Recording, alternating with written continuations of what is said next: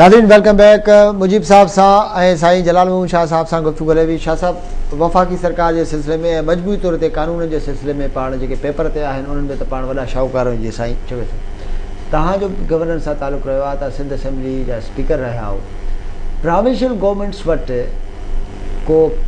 अख़्तियार कोई टाइप शइ हुजे थी? बिल्कुलु, ऐं मुजीब साहब जे ॻाल्हि खे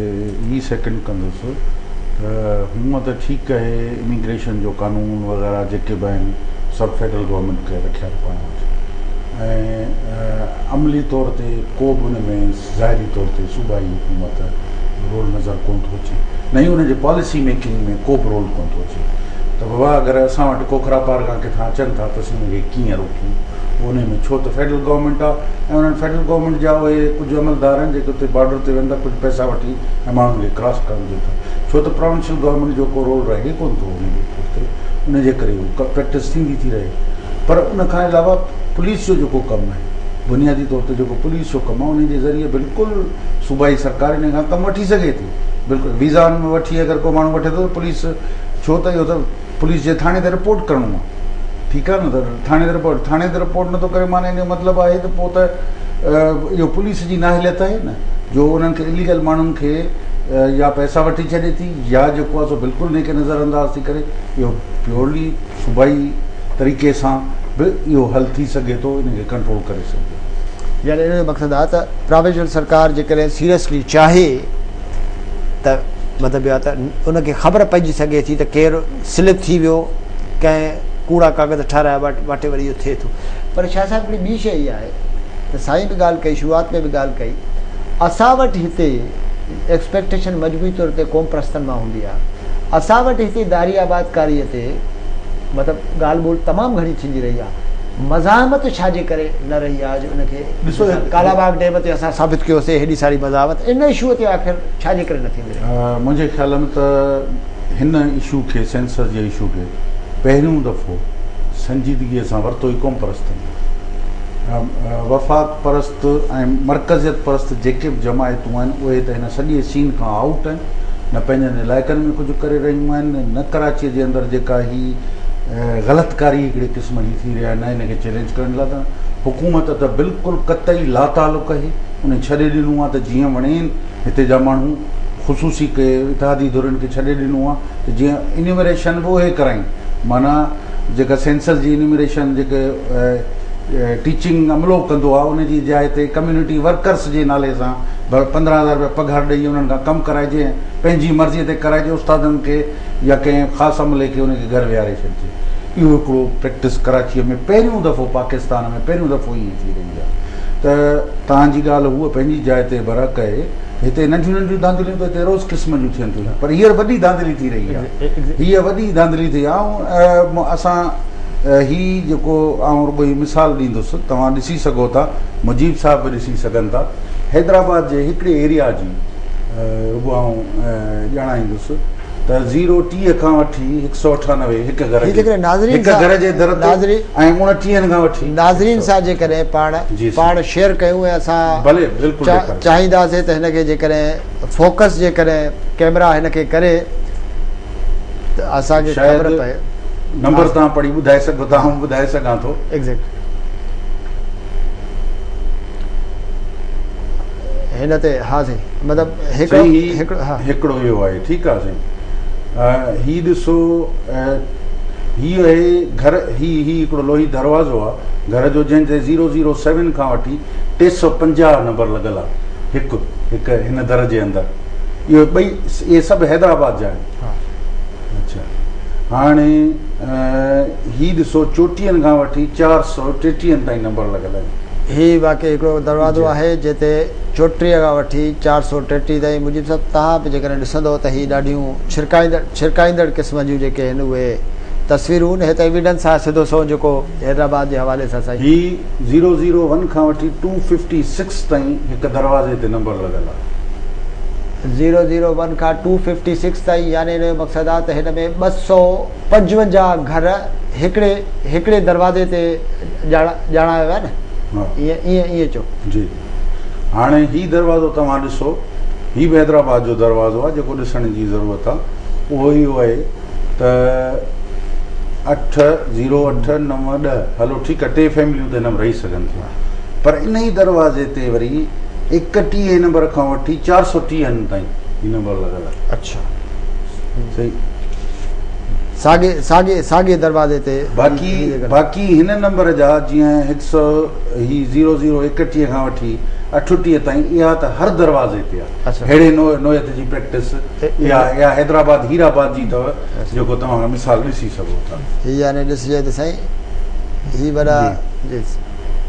हाणे अचूं था तव्हां हैदराबाद खे रखो कराचीअ जी बिल्डिंग वञिजो अच्छा हीअ हिकिड़ी बिल्डिंग आहे जंहिंजे लिखियलु आहे अंडर कंस्ट्रक्शन आहे हीअ ॾिसो हिन में अंडर कंस्ट्रक्शन आहे 16 खां वठी 145 नंबर बिल्कुलु ठीकु आहे साईं हाणे हीअ ॾिसो हिकिड़ी भॻल बिल्डिंग आहे जंहिंमें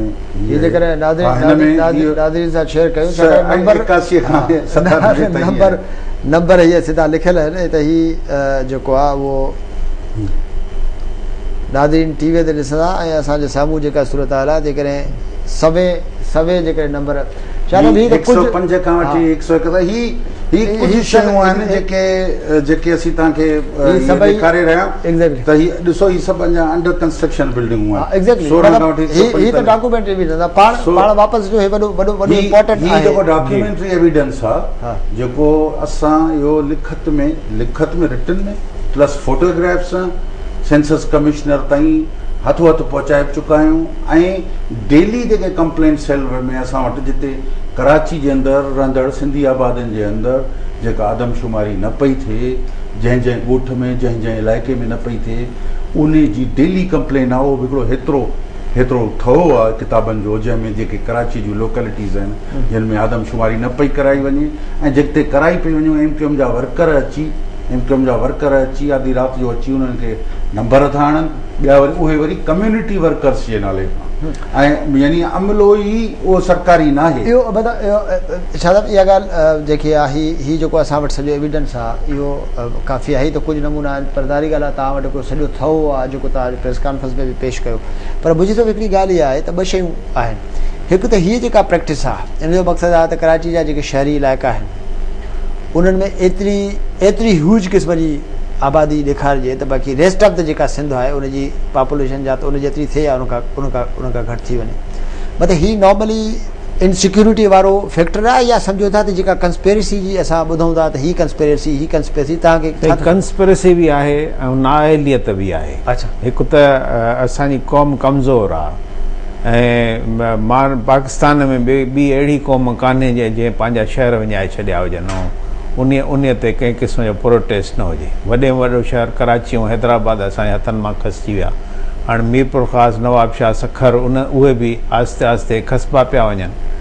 त हिकु त असांजा रिप्रेज़ेंटेटिव्स जेके बीठा आहिनि असुलु कमु त हीअ सूबाई हुकूमत जो आहे त उहो जॾहिं अहिड़े क़िस्म जी थिए पई त उन्हनि खे हिकिड़ी ट्रांसपेरेंट तरीक़े सां उनखे जेको आहे कराइण जी ज़िमेदारी उन्हनि जी आहे ऐं असां त ॾिठो त पहिरियां हिकिड़ो नुमाइंदो प्रोविंशियल गवर्नमेंट जो वञी नेशनलिस्ट सां मिलियो ऐं गॾिजी करे इतिहाद करे उन्हनि चयो त असां गॾिजी करे सेंसस में पार्टिसिपेट कंदासीं पोइ उनखां पोइ छा थियो छाजे करे उहो वर्किंग अलायंस न ठहियो ऐं नेशनलिस्ट छाकाणि अलॻि थी विया ऐं आहे त सिंध में जेकॾहिं सिंधी माण्हू पंहिंजो हक़नि जी हिफ़ाज़त पाण बि नथो करे सघे उनजी हुकूमत बि नथी करे सघे छो साईं मिसाल इहो आहे त provincial government Pakistan peoples party Sindhi माण्हू हुनखे वोट ॾियनि था नेशनलिस्ट पार्टियुनि जो हिकिड़ो हेॾो सारो वॾो क्लस्टर हिकिड़ी वॾी हेॾी सारी फॉलोइंग आहे तॾहिं बि पाण चऊं था असां कमज़ोर आहियूं नथा करे सघूं उहो तव्हांखे साफ़ ज़ाहिर आहे न त असां कई आहे क़बरनि जी सियासत हाणे वरी भुटोइज़म जो वरी जेको रिवाइवल पियो थिए हिन केस जे करे उहो त चङी ॻाल्हि आहे त भुटे साहिब खे इंसाफ़ मिलंदो 32 सालनि खां पोइ पर उन सां गॾु इहो आहे त वरी उहो जेको आहे स्लोगन जेको आहे उहो वरी उन बेसिस ते वोट माण्हू ॾींदा तंहिंजे करे हीअ शयूं जेके बि तव्हां ॿुधाए रहिया हो मीडिया ॾेखारे पई इहे हुननि जे लाइ अनइम्पॉर्टेंट आहिनि जॾहिं हिननि बेसिस ते वोट कोन ॾींदा उहो वोट ॾींदा भुटोइज़म जे बुनियाद ते या बेनज़ीर जे शहादत जे करे या ॿियनि किन ॻाल्हियुनि जे पोइ भली बेड़ो भली पोइ तव्हां पाण ॾिसो पिया बेड़ो ॿुॾी वियो आहे ॿुॾे छा पर साईं तव्हांजो कैपिटल जेको आहे असुल वेल्थ जेका आहे उहा त कराची ऐं हैदराबाद आहे न, उहा तव्हां वटि कान्हे का। तव्हांजो माण्हूअ जी एजुकेशन तबाह थी चुकी आहे। उहो कंहिं बि फोरम ते सिंध में, सिंध खां ॿाहिरि पाकिस्तान में इंटरनेशनल लेवल ते मुक़ाबिलो ई नथो करे सघे। हिकिड़ी थोरी ॻाल्हि आहे, मां शाह साहिब खां ई पुछां, जॾहिं असां चऊं था त कराची हैदराबाद हथनि मां विञाए चुका आहियूं, त मुंहिंजे ख़्याल में पॉपुलेशन वाइज़ कराचीअ में हिन वक़्तु जेका सिंधी ॻाल्हाईंदड़ जी पॉपुलेशन आहे, तारीख़ में एतिरी ह्यूज क़िस्म जी पॉपुलेशन शाह साहिब न वई आहे, त इहो त तमामु वॾो पॉज़िटिव फैक्टर आहे। बिल्कुलु इहा हिकिड़ी हक़ीक़त आहे त सिंधियुनि जो सभ खां वॾो शहर कराची आहे। गुज़िश्ता 10-15 सालनि जे अंदरि कराची में हिकिड़ी सॼी जेका इंटीरियर सिंध में जेका बदहाली आई आहे, बहिरान थियो आहे, ऐं पढ़ियल लिखियल तबिको जेको पढ़ी लिखी थो आहे उहो रोज़गार बि चाहे थो, का लिख पढ़ जी नौकिरी बि चाहे थो, किथे सहाफ़त में गिड़ी वियो आहे, किथे ॿिए कम में गिड़ी वियो आहे, उन तौर ते वॾे तइदाद में कराचीअ में अची वियो आहे। पर ही न नोयत जी जेका घरशुमारी ऐं आदमशुमारी जेका कराई पई वञे, इन तहत उनखे मुनक़ता पियो कयो वञे त उहो ॼण हिते रहे ई कोन थो, मतिलबु उनखे काउंट ई नथो कयो वञे। ऐं त चवां थो अचो डिफेंस जे घरनि में हली ॾिसो, अधु डिफेंस जा घरनि ते नंबर कोन्हनि लॻल, इन करे उन ते मेजॉरिटी असांजी सिंधी रहे थी। अच्छा, उनजी आहे ई कान, असांजे घरनि ते नंबर लॻी विया आहिनि। हिते मुंहिंजी हैदर मंज़िल ते 6 नंबर लॻी विया, ऐं उनजे पैरेलल जेके ब्लॉक आहे उन ते 6 नंबर लॻी विया। मूं सेंसस कमिश्नर खे लिखत में बि ॾिनो, मूं चयो त 6 नंबर छा जा आहिनि, असां त इन में सिर्फ़ु 2 फैमिलियूं रहंदा आहियूं, ठीकु आहे, ऐं 6 नंबर छा जा आहिनि। ऐं ॿी ॻाल्हि इहा आहे त जेको बि कमु थिए सो पेन सां थिए, पेंसिल वर्क न थिए। ॿी ॻाल्हि इहा आहे त मुंहिंजे घर में आऊं त दाख़िल हुजां, आऊं सरबराह त हुजां, इहो कहिड़ो तरीक़ो आहे त आऊं न हुजां ऐं मुंहिंजो घर लिखियल हुजे। सो हिन तरीक़े जी जेका सेंसस पई थी वञे, ॼाणी वाणी इवन कराचीअ में रहंदड़ जेके सिंधी आहिनि उन्हनि खे ॼाणायो पियो वञे त उहे ॼण रहनि ई कोन था। इहो वॾे में वॾी जेका धांधली उहा इहा पई थी वञे। जे अॼु बि हक़ीक़ी तौर ते सेंसस थिए सही नमूने सां, त आउं सम्झां थो त सिंधी एतिरा माइनॉरिटी में कोन्हनि, जेको हिकिड़ी आम हिकिड़ी ॻाल्हि हलाई वई आहे, मुंहिंजे ख़्याल में सिंधी मेजॉरिटीअ में। एग्ज़ैक्टली। पाण हिकिड़ो ब्रेक वठूं, लेकिन ब्रेक खां पोइ इहा शइ, मिसाल तव्हां बि इहा ॻाल्हि तस्लीम कई त कराचीअ में वैरायटी ऑफ रीज़न जे करे सिंधियुनि जो हिकिड़ो तमामु वॾो तइदाद हींअर रहे थो, ऐं इहो त स्ट्रेंथ्स जो फैक्टर आहे न। मिसाल कराची में कॾहिं एॾी सिंधी आबादी न रही आहे, पर उनजे बावजूद बि कराचीअ में असर्ट न करे सघनि। पठान बि अॻे एतिरा कॾहिं न रहिया आहिनि, बलोच बि एतिरा अॻे कॾहिं न रहिया आहिनि जेतिरा हाणे कराची में